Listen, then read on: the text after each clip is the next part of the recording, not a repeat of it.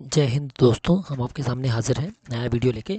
आज की इस वीडियो में हम आपको बताएंगे कि सारा ऐप के माध्यम से आसानी से फसल कटाई प्रयोग कैसे कर सकते हैं। ठीक है, तो चलिए शुरू करते हैं।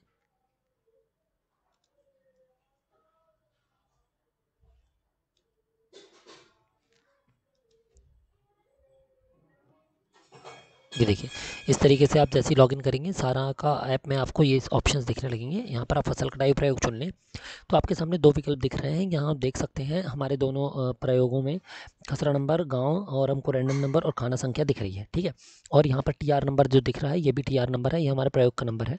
ठीक है, तो अब आप देख सकते हैं ये खसरा नंबर हमको दिख रहे हैं। यदि आपके में किसी कारण से खसरा नंबर उपलब्ध ना हो तो इन रैंडम नंबर की मदद से आप खसरा नंबर निकाल सकते हैं और पुरानी पद्धति के आधार पर प्रयोग को संपादित कर सकते हैं।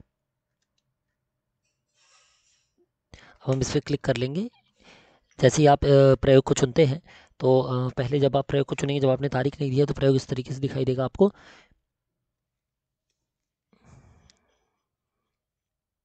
ये देखिए, यहाँ पर आप जैसी ही तारीख चुनेंगे, यहाँ पर सीसी हेतु तारीख निर्धारित करें, तारीख चुनेंगे पे आप जैसे ही क्लिक करेंगे तो प्रयोग आपको इस तरीके से दिखाई देने लगेगा। जैसे ये प्रयोग दिख रहा है आपको, ये पार्ट 1 है, पार्ट 2 है। पार्ट 1 जो है उसमें आप फसल कटाई करेंगे तब है, और पार्ट 2 जो है वो सुखवन लेने के समय, ड्राई वेट लेने के टाइम 2 पत्रक आपको भरने हैं। ठीक है, तो अब आप नीचे यदि आप किसी कारण से पहला प्रयोग नहीं कर रहे हैं, पार्ट 1 आज नहीं कर रहे हैं, इस तारीख को, निर्धारित तारीख को नहीं हो रहा, तो नीचे किसी ऑप्शन को क्लिक करके यहाँ पर जमा करें पे क्लिक कर देंगे। ठीक है, अब हम पार्ट 1 पे आएंगे। पार्ट 1 पे जैसे ही आप आएंगे, ऊपर खरीफ सीजन का नाम लिखा हुआ है, दी गई यादृच्छिक संख्या एवं खाना संख्या दिख रही है आपको, हल्का दिख रहा है, गाँव दिख रहा है। ठीक है, और यदि आपको इसमें कोई दिक्कत आ रही है, ये प्रयोग यहाँ नहीं करना, आपको अन्य गाँव में करना, तो आप दूसरा गाँव यहाँ से चुन सकते हैं। ठीक है, ये देखिए, अब यहाँ पर आए आप, यहाँ पर दूसरा गांव चुनने का ऑप्शन है। अदरवाइज़ यहाँ पर खसरे की डिटेल थी। यहाँ पर अब हमारा जो दूसरा फसल विवरण का उसका पेज है, उस पर आप देखेंगे, जो आप दूसरा प्रयोग दूसरा उसमें पेज देखेंगे, इसमें धान सिंचित का दिया है। इसके बाद पूरा खसरे का आपका रकबा दिया हुआ है। पूरे रकबे पे यदि धान बोई है तो पूरा लिखें, और यदि कम रकबे पे बोई है तो वो रकबा यहाँ पर आप लिख दें। जैसे ही आप वो रकबा लिखेंगे, यहाँ पर वो पूछ रहा है आपसे फसल बुआई का प्रकार एकल है कि मिश्रित है, तो एकल चुना ही हुआ ऑटोमेटिकली। ठीक है, इसके बाद खेती की प्रणाली, यदि वो कन्वेंशनल है तो उसको पारंपरिक है तो कन्वेंशनल ही रहने देंगे। यदि रोपा है, SRI सिस्टमेटिक रो इरिगेशन है, तो उसको आप SRI कर देंगे। ठीक है, क्योंकि यहाँ पर रोपा बोया हुआ था तो हम इसको SRI कर देंगे।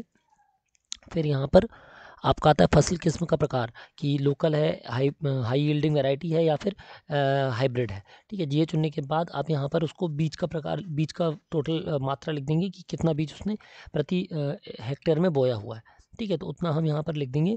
फिर किस्म का नाम लिख देंगे, किस्म जो किसान आपको बताएगा वो किस्म का नाम आप लिख दें यहाँ पर।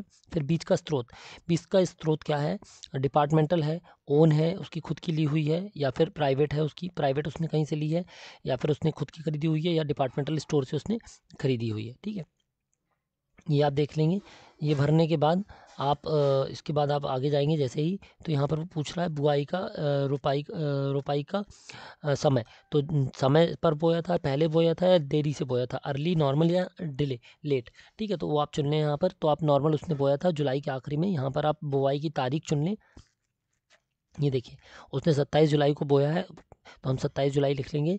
फिर यहाँ पर मौसमी खाद उसने कुछ डाली है, FIM डाली है उसने, वो है ना, गोबर की खाद वगैरह कुछ डाली है, तो आप यहाँ पर यस लिख दें और उसका वजन लिख दें। और यदि रासायनिक कोई उर्वरक डाला है उसने, यूरिया, पोटेशियम वो डाला है, तो यहाँ पर उनकी मात्रा लिख दें हेक्टेयर, प्रति हेक्टेयर में। इसके बाद आता है जल स्रोत।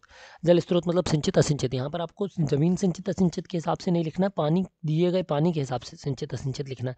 यदि उसने पानी दिया है आपको, मतलब फसल को, तो वो सिंचित है, और यदि पानी फसल को उसने नहीं दिया है, केवल बारिश के बल पे उसने खेती की है, तो वो असिंचित में आ जाएगा। ठीक है, यहाँ पर सिंचाई का स्रोत का प्रकार चुन लीजिए, कैनल से है, सबमर्सिबल पंप से है, कुएं से है।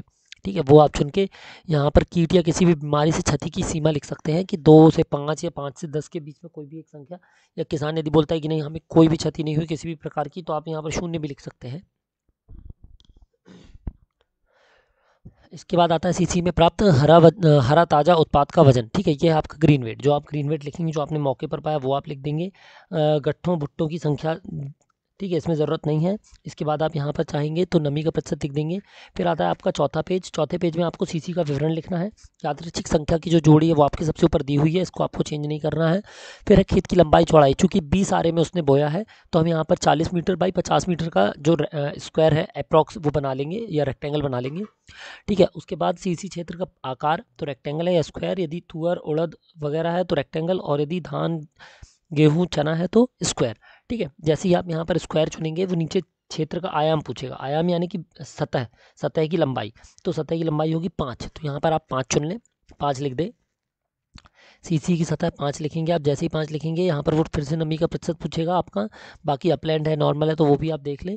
ठीक है, इसके बाद आप आते हैं फ़ोटो पर, फ़ोटो खींच दें।